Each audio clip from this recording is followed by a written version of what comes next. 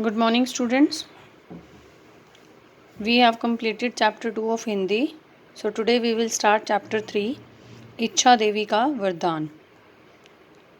प्रस्तुत पाठ एक नाटक की तरह है जिसमें बच्चों की मानसिकता पर प्रकाश डालते हुए यह समझाने का प्रयास किया गया है कि बच्चे मासूम एवं भोले होते हैं।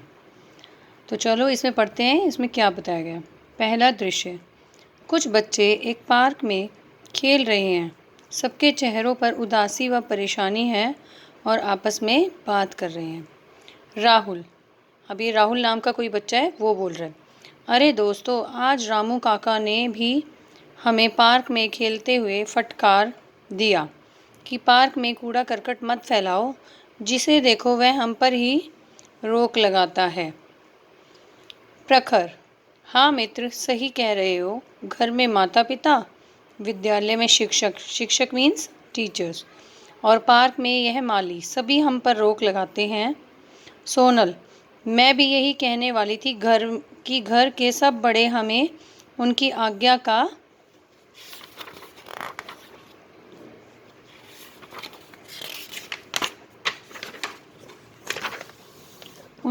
का पालन करने के लिए कहते हैं।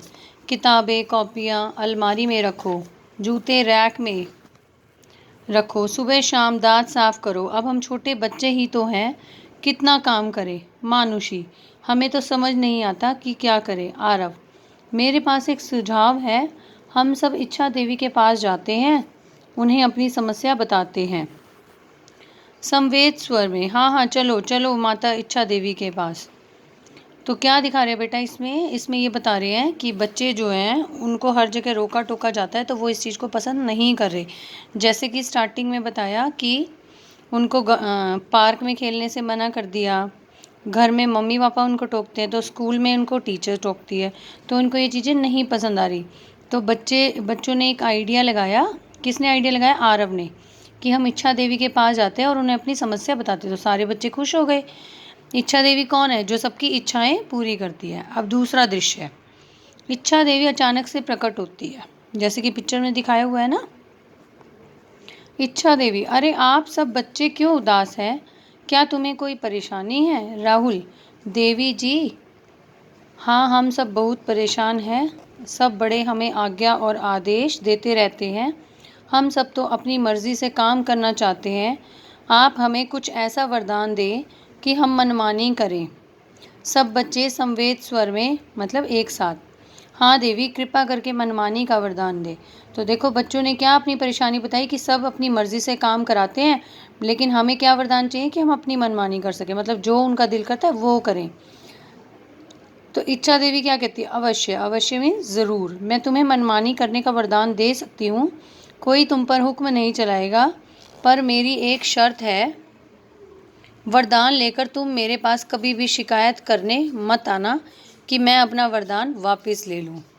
ठीक है? तो क्या बोला इच्छा देवी ने कि वो तुम्हें वरदान तो दे देगी कि अपनी मनमानी करो, लेकिन उसके बाद ये मत बोलना कि अब अपना वरदान वापस ले लो, कभी भी नहीं आना ऐसे। तो बच्चे संवेद स्वर में फिर से एक साथ, आप हमें वरदान दो कि हम पर कोई भी बड़ा अपना आदेश ना चलाए, मतलब हुक्म ना चलाए। इच्छा देवी, तथास्तु, तथास्तु मतलब उनकी हर इच्छा पूरी हो। अब तीसरा दृश्य, सब बच्चे पार्क में कूड़ा फैलाते, कोई भी उन्हें मना नहीं करता था। शिक्षक अब उन्हें पढ़ाई के लिए टोकते थे, माता पिता भी किसी अच्छी आदत के लिए कुछ नहीं कहते थे। सब बच्चे गंदे रहने लगे, बालों में कंघी ना होती थी, उनके कमरे में छिलके, कागज़ के टुकड़े, किताबें, सब कुछ बिखरा रहता था। यहाँ तक कि वे जिस पार्क में जाते उसे खूब गंदा कर देते। देखो अब क्या हुआ, अब उनको अपनी मनमानी का वरदान मिल गया, तो अब उन्हें कोई टोकता ही नहीं था। तो क्या हुआ, ना वो कभी सफाई करते, ना वो नहाते ढंग से, ना वो अपने सामान को अरेंज करते, तो सब कुछ खूब गंदा रहने लग गया। पार्क में जाते तो वहाँ भी कुछ भी थ्रो कर देते। तो एक दिन बच्चे पार्क में, मानुषी यह तो इतना गंदा पार्क हो गया, हमारे खेलने के लिए कोई साफ जगह ही नहीं। अब पता है ना आपको गंदा क्यों हुआ? क्योंकि उन्होंने अपनी मनमानी का ले लिया। बड़े अगर टोकते हैं तो वो हमारे अच्छे के लिए टोकते हैं बेटा। अगर वो बोलते थे कि डस्ट यहाँ नहीं फैलाओ, यहाँ पर ये नहीं करो, तो उससे क्या होता था? उससे चीज़ें क्लीन रहती थी, अरेंज रहती थी। अब देखो उन्होंने मनमानी करी तो पार्क की क्या हालत हो गई है कि पार्क इतना गंदा हो गया कि वहाँ पर कोई खेलने की भी जगह नहीं रही। सोनल, पार्क की बात छोड़ो, मेरा कमरा, मेरे कपड़े और मेरे जूते सब इतने गंदे हो चुके हैं कि बदबू आती है। राहुल, अब तो शिक्षक ना ही पढ़ने के लिए कहते हैं, शिक्षक मीन्स टीचर्स, और ना ही गृह कार्य देते हैं।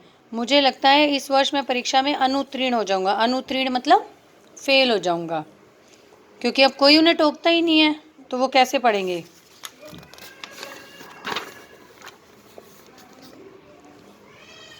अब प्रखर, मुझसे कोई भी दोस्ती नहीं करना चाहता। मुझे लगता है हमने मनमानी का वरदान पाकर बहुत बड़ी भूल की है। देखो अब बच्चों को ना ये चीज़ फील होने लगी कि उन्होंने जो अपनी मनमानी का वरदान पाया था वो सही नहीं था। तो बच्चे संवेद स्वर में, मगर अब क्या किया जाए, काश हमने अपने बड़ों की बातें मानी होती।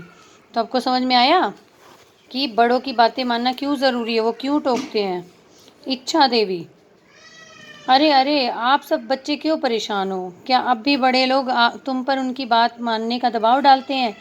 क्या अब भी तुम पर कोई अपना हुक्म चलाता है? मानुषी, नहीं देवी, हमें क्षमा कर दो। क्षमा मीन्स माफ़ कर दो। हमने मनमानी का वरदान पाकर बहुत बड़ी भूल की है। हम अपने सिर पर बड़ों का हाथ चाहते हैं। उनके आदेशों का पालन करके ही हम अच्छे बनेंगे, अन्यथा हमारा जीवन नरक बन जाएगा। इच्छा देवी, देखो बच्चों, तुम्हें तुम्हारी भूल का एहसास कराने के लिए मैंने तुम्हें वरदान दिया था।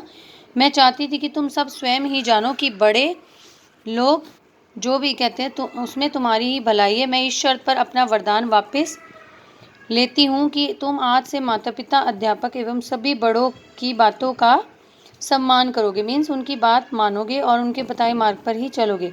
बच्चे संवेद स्वर में, हम अपने बड़ों की हर बात मानकर अपने जीवन को सफल बनाएंगे। इच्छा देवी का अदृश्य होना, बच्चों के मुख पर प्रसन्नता।